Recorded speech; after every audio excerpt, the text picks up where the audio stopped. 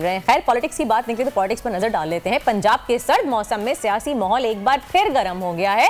साबिक वजीर आजम इमरान खान, फवाद चौधरी और असद उमर के खिलाफ तौहीन इलेक्शन कमीशन केस में वारंट गिरफ्तारी जारी हो चुके हैं। दूसरी जानिब लाहौर हाई कोर्ट में खान साहब को पार्टी सदारत से हटाने से मुतालिक भी दरख्वास्त की भी समाअत होने जा रही है।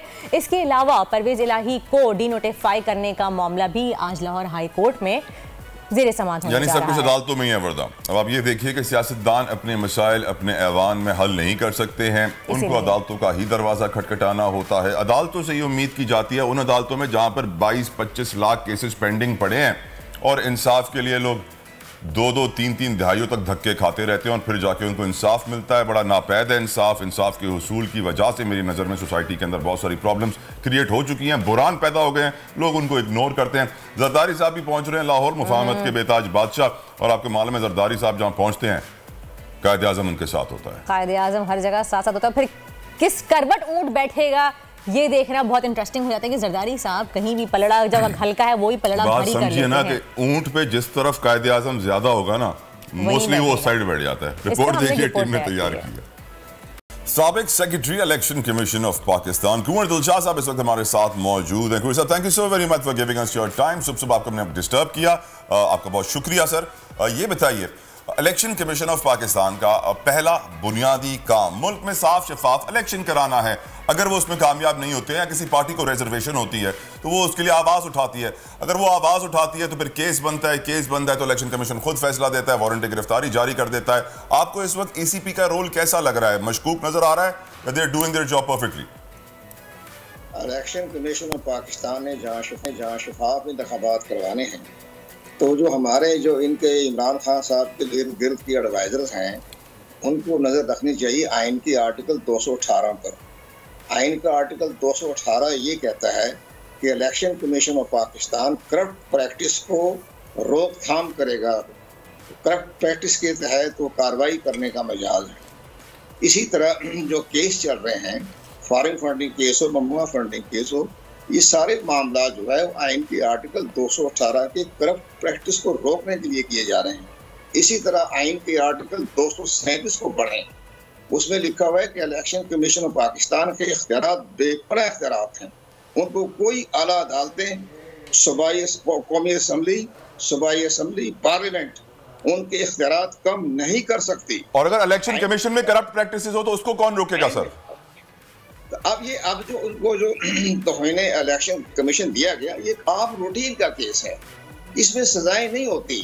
ये सिर्फ एक डराना धमकाना होता है, एहसास दिलाना होता है, चंद लाइनें लिख देते हैं कि सर हमसे गलती हो गई, हम माजरत चाहते हैं, और केस खारिज हो जाता है।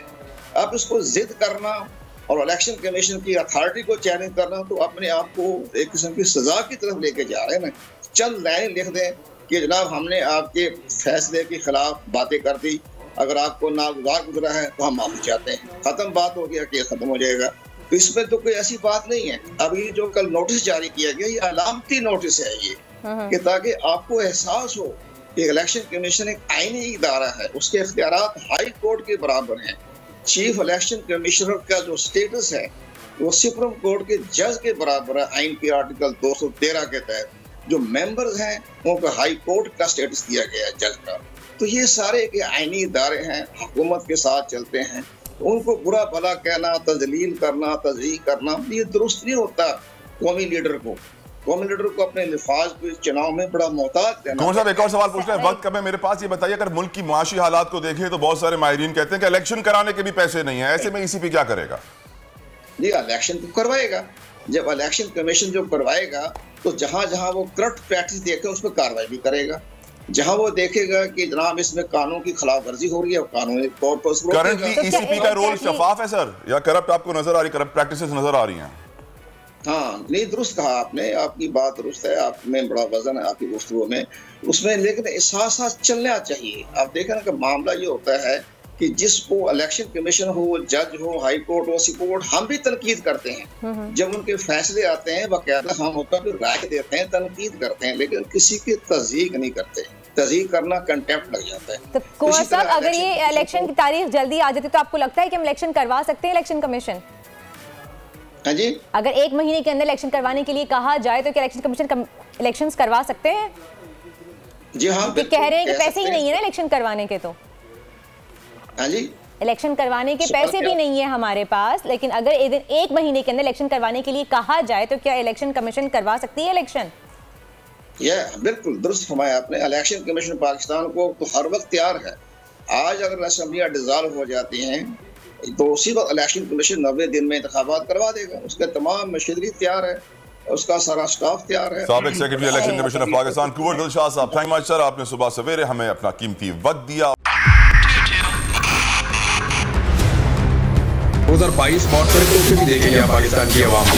पाकिस्तान की आवाम को एक तोहफा ये दिया कि आवाम को पता चल गया कि पाकिस्तान का मीडिया क्या है। साल 2022 में सबसे ज्यादा देखे जाने वाला चैनल बोल न्यूज रहा नंबर 1। हमने बहुत सारे शोज और ट्रांसमिशंस की, पूरा साल मुसलसल जदोजहद में निकल गया कि ये वोट ऑफ कॉन्फिडेंस के पीछे कौन लोग थे।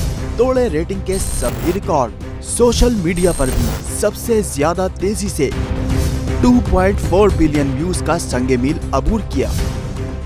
एंकर्स को भी आवाम में सबसे ज्यादा मकबूलियत मिली और सोशल मीडिया पर भी बोल रहा सब पर भारी।